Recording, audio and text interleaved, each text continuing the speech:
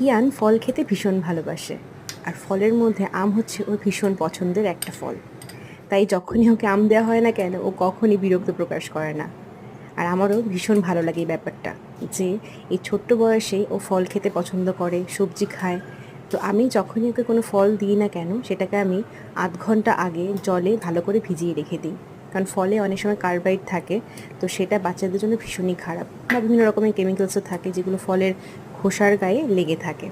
তো আমি যখনই ওকে ফল দিই না কেন, আমি সেটাকে মিনিমাম ০.৫ ঘন্টা জলেতে ভিজিয়ে রাখি। তারপর আমি এরকম করে হয় খোসা ছাড়িয়ে আমি ওকে খেতে দিই। আর ও এখন তো গোটা খেতে পারছে না, তো আমি ওকে এরকম পিউরি করে দিচ্ছি। তো সবসময় আমি ওকে কী করি, যে কোনো ফলই দিই না কেন বা সবজি বা সলিড যে খাবারটাই আমি ওকে দিই না কেন, এরকম ভালো করে ছাঁকনি দিয়ে ছেঁকে দিই। কারণ এখন তো খুবই ছোট, তো আঁশটা ওর গলায় আটকে যেতে পারে।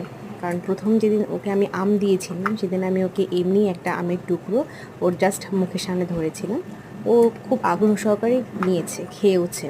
কিন্তু ওই আঁশটার গলায় আটকে যায় এবং ও করতে থাকে, বমি বমি ভাব আসতে থাকে। তো এটা দেখে আমার ভীষণ ভয় পেয়ে যাই আমি।